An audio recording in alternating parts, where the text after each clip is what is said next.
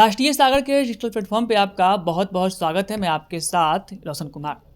देखिए, महाकुंभ चल रहा है प्रयागराज में, और महाकुंभ में जो है करोड़ों श्रद्धालु जो है महाकुंभ में डुबकी लगाने पहुंच रहे हैं। लेकिन बीते कुछ दिन पहले जो है महाकुंभ में कई सारे ऐसे घटनाएं हुई जिस पर जो है सरकार पर सवाल उठता रहा कि सरकार की जो व्यवस्था होनी चाहिए वो व्यवस्था जो है धरातल पर नहीं दिखा। और एक और घटना हुआ महाकुंभ से इतर पुल के उस तरफ जो एक और घटना हुआ जिस घटने को छिपाया गया, और कहीं ना कहीं कुछ पत्रकार पहुंचते और उसकी खुलासा करते हैं।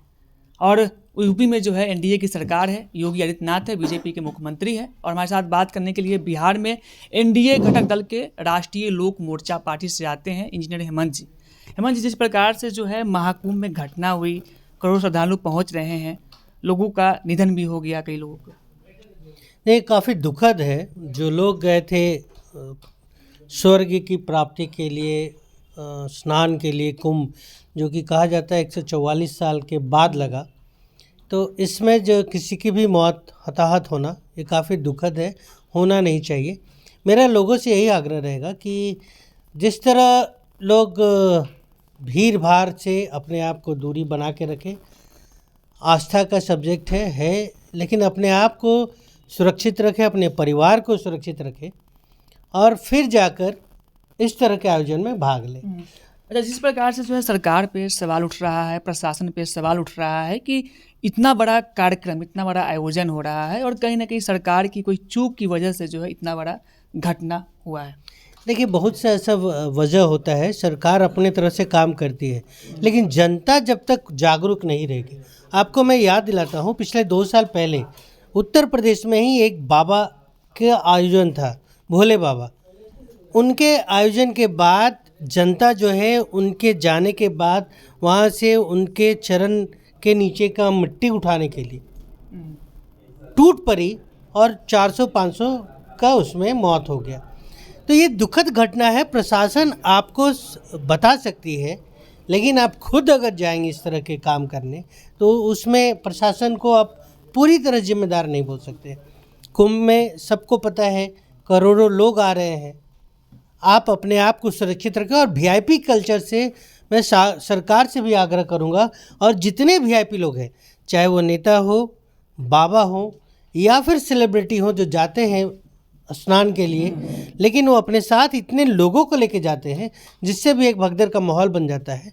इससे भी सरकार को, प्रशासन को और खुद जो सेलिब्रिटी हैं या वीआईपी लोग हैं, वो अगर जाते हैं तो सिंगल जाए, स्नान करके आ जाए, ताकि वहाँ ताकि वो जो माहौल है वहाँ का सौहार्द का माहौल है। अब तो देखिए इतना अच्छा इलाहाबाद का माहौल है, वहाँ आपके मस्जिदों को खोल दिया गया है, वहाँ के जो ईदगाहों को खोल लिया गया है। मुसलमान भाई भी आगे आके आपको सपोर्ट कर रहे हैं, तो ये तो अच्छा है, आस्था का विषय है। दुर्घटना हो जाती है, सरकार उससे, मुझे उम्मीद है कि आगे से ऐसी नहीं हो ऐसा वो करेगी व्यवस्था। अच्छा, संगम घाट पे जो घटना हुआ पूरे देश जानता है, पूरे देश इस बात से अवगत है, लेकिन 1-2 घटना और हुआ है उसी महाकुंभ मेले के दौरान, उसको कहीं ना कहीं छिपाया गया है। कुछ सोशल मीडिया है और कुछ जो मेन विंग में मीडिया चैनल उनके द्वारा चलाया गया, उसके बाद जो है खबरें जो है लोगों के बीच आई कि और भी घटनाएं हुई है। और कहीं ना कहीं जो यूपी सरकार है उसके द्वारा जो है आंकड़ा भी अब तक स्पष्ट जारी नहीं किया। देखिए, कुछ वजह होता है कि अफवाह ना फैले लोगों में, और भी वहाँ पे भी अभी 2-3 और ऐसे शाही स्नान बोलते हैं, बसंत पंचमी का स्नान वगैरह, तो और माहौल ना बिगड़ जाए। सरकार इस बातों को ध्यान में रखकर इस तरह की घटनाओं को कंट्रोल में रखने के लिए, अफवाह से बचाने के लिए कुछ बातें को दबा के रखती है। इसमें बुरा नहीं है, बाद में धीरे धीरे तो खुलासा हो ही जाएगा।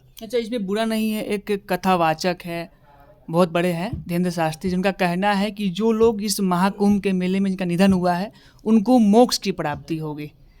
उनके इस पूरे बयान को कैसे देखते हैं? नहीं, मैं इस पर कोई कमेंट नहीं करूंगा। मैं तो उनको भी यही आग्रह करूंगा कि आप जब कुंभ नहाने जा रहे हैं तो अपने साथ वो 25-50 लोगों को लेके ना जाए, सुरक्षा कर्मी को नहीं लेके जाए।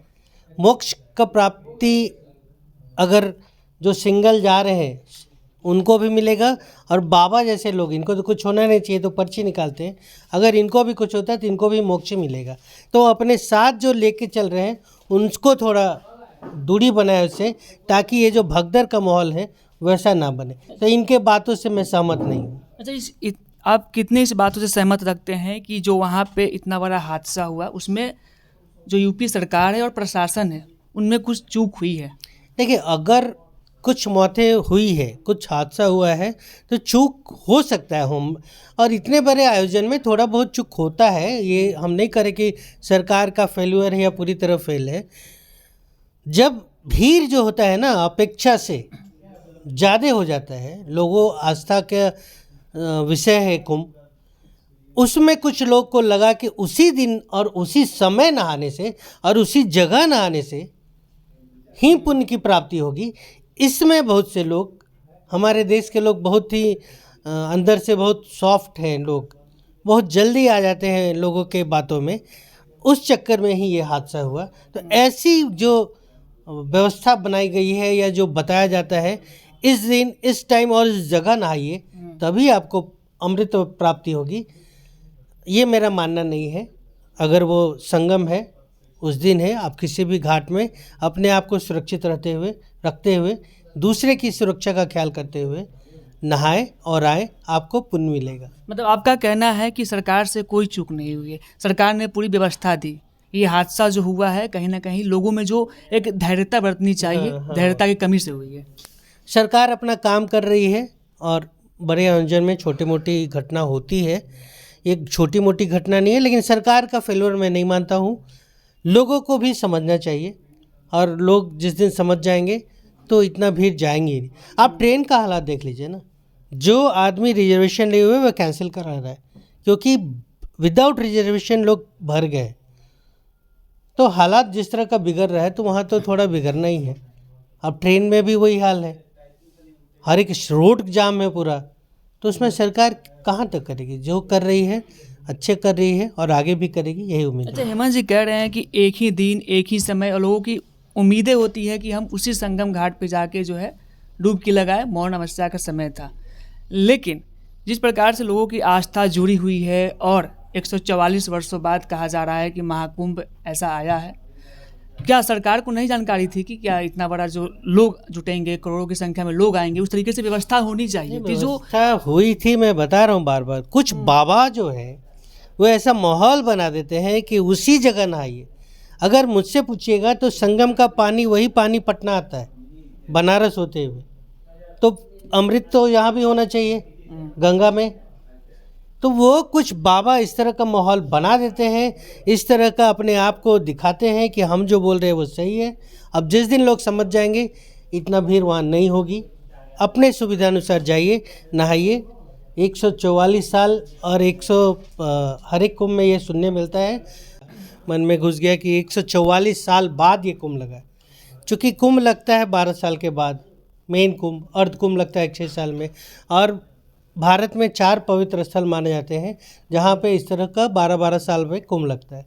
तो उसी कड़ी में ये घूमते फिरते 12वीं बार इलाहाबाद में लग रहा है। तो 144वीं बार बोला जा रहा है, 144 साल बाद ये कुंभ लगा। अब लोग के मन में गलत धारणा बैठा दिया गया है कि ऐसा बार बार नहीं होता है, 144 साल में लगा। इस वजह से भी जो लोगों का भीड़ है वहाँ उमड़ता चला जा रहा है। अच्छा, लोगों का भीड़ उमड़ता चला जा रहा है, लेकिन कई सारे वीडियोज़ फुटेज वहाँ से आ रहे हैं कि महिला है अपने पति का रस्सी बांध के जो है कि भीड़ में खो न जाए, या फिर अव्यवस्थाएं जो होती है उसकी कमी में किसी वजह से कोई घटना ना घट जाए, इसको लेकर तमाम प्रयास किया जा रहा है लोगों के द्वारा स्वयं आत्मनिर्भर तरीके से। क्या प्रशासन को नहीं दिख रहा है इस तरीके के? देखिए, आप भी मानते हैं कि जहाँ करोड़ों का भीड़ होता है, इतने प्रशासन हर एक आदमी के पीछे नहीं रहेगा। अब लोग अपने स्वेच्छा से, उनको लगता है कि हम परिवार हाथ बांध के चले, एक दूसरे का हाथ पकड़ के, हाथ में चूँकि सामान है तो एक दूसरे का बांध के कपड़ा चल रहे हैं, मैंने भी देखा है। अब हर एक जगह प्रशासन को दोष दीजिएगा, ये उन लोग को भी चाहिए कि उस रस्सी से किसी और को परेशानी ना हो। ये ध्यान में रखना जनता की भी जवाबदेही है और जिम्मेदारी है। एक आखिरी सवाल पूछेंगे, और ये कटु सवाल है कि महाकुंभ मेले में कई सारे घटनाएं हुए, कुछ घटना का खुलासा हो रहा है, आपको लग रहा है कि अभी भी कुछ घटनाएं को छिपाया जा रहा है, आंकड़े को छिपाया जा रहा है, कितने लोग जख्मी हुए, कितने लोगों का निधन हुआ? देखिए, मेरा तो ये मानना है कि जब तक ये कुंभ का चलेगा आयोजन, तब तक सरकार का पूरा फोकस ध्यान ये होना चाहिए कि आगे ये ना हो दूसरी बार। और जो हुई है अगर कोई छोटी मोटी घटना, वो धीरे धीरे सामने आएगी। इसका घटना का जिक्र आने से ही मन में एक शंका पैदा होता है, अफवाह पैदा होता है। सरकार इसको ना फैलने के कारण हो सकता है कुछ घटना छोटी मोटी हुई हो, उसको दबा के रखी हुई है। एक बार कुंभ खत्म होने दीजिए, सब सामने आएगा। देखिए, साफ तौर पर इनका कहना है कि महाकुंभ में जो घटना हुआ है और अधिक से अधिक लोग पहुंचे थे, इस वजह से घटना होती है। लोगों में कहीं ना कहीं जो धैर्यता होनी चाहिए, वो धैर्यता की कमी दिखी।